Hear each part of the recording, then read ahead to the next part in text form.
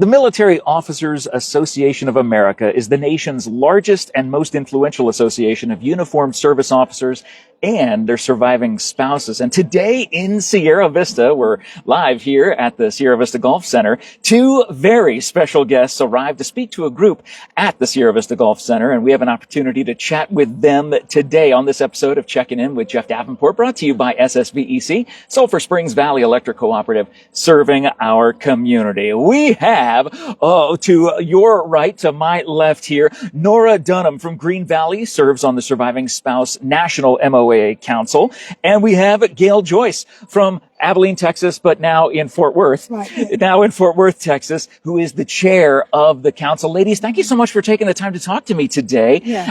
Gail, did you have a good meeting today? And what were the topics that were covered today? Well, it was a great meeting today. But one thing I would like to mention about MOAA in particular, even though we are an organization that's made up of officers, we serve all military, regardless of rank, regardless of service, to help their families and veterans that need service. Exactly. And I was going to get to that, but I'm glad you brought it up right away, because that's exactly what people need to understand, the importance of this organization. This organization has been around quite a while, right? Yes, it has. And one other thing that I want to mention is that one of the things that we work for, and this is important to know because of what's going on in the States today. You know, we don't know from one day to the next, but the thing that MOAA focuses on that's important is working for earned benefits for veterans, to make sure that we maintain those earned benefits that they have served for and that they deserve.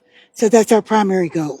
And what was the primary goal of today, meeting with the people today? Well, I was talking about being prepared and about all the things that one needs to do in order to be prepared for the inevitable. And one thing that I have learned as I've talked to other groups is oftentimes couples don't talk to each other and they don't share information. And I gave one quote that I just read the other day. Hey, it's your problem now, because I'm dead.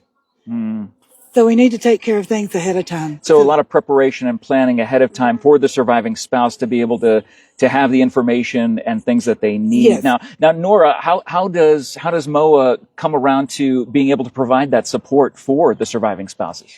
Well, it's amazing with this organization. Not only do we do our trainings, either virtually or at a location, but we also participate in what is called the Advocacy in Action.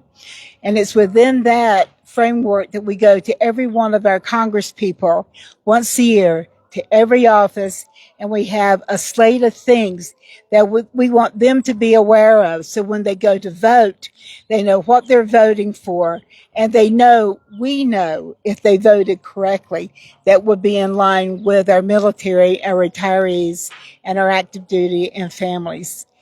Now, to be a part of MOAA, like you said, this is available for all service members? No, to be a part of MOAA, you have to be an officer. Okay. Or you can be the surviving spouse of an officer.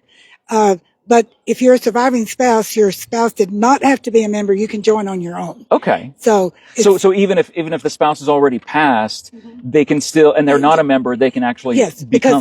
because I did that. Oh, okay. Yeah, my husband was never a member of MOAA. Yeah. Interesting. And what was that like? Did you feel like you were an outsider coming in, or were you welcomed into MOAA? No, I was welcomed in, and for me it was very important because it was the one thing that brought me back into the military.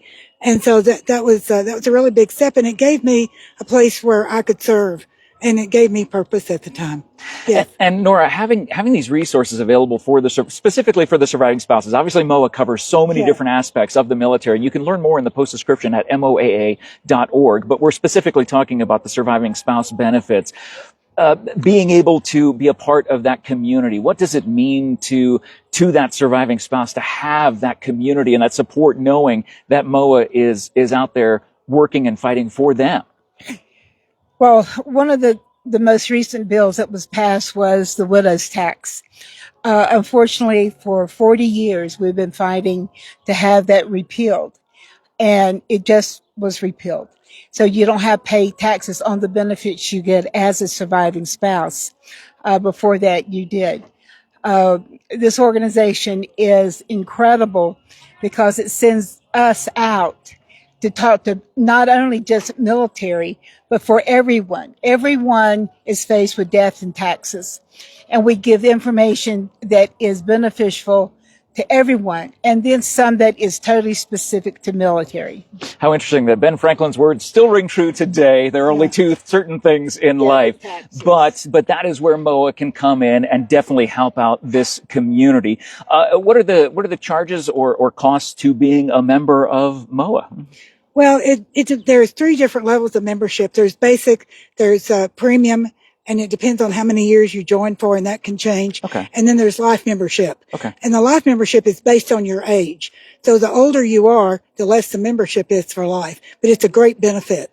And talking about some of the benefits for surviving spouses as well is because there are places where you can go to get financial advice, you can get insurance, travel opportunities, meet new people, learn about the latest in military issues, because sometimes survivors miss out on some of the benefits because they don't know about the latest military issues, such as what's happening with the PAC Act and what happened with Agent Orange as well. It's absolutely amazing, and you can learn more at MOAA.org. Nora, Gail, thank you guys so much for taking the time to talk to the folks here in Sierra Vista about what MOAA does and all the exciting things. And again, you can learn more in the post description. And thanks for letting us check in with you guys today. And thank you for watching this episode of Checking In with Jeff Davenport, brought to you by SSVEC, Sulphur Springs Valley Electric Cooperative, serving our community. If you or someone you know is a surviving spouse of a military officer and you didn't even know these programs existed, you need to log on, check out the post description, tap that link, and learn how to become a member and be a part of this amazing organization with the most amazing people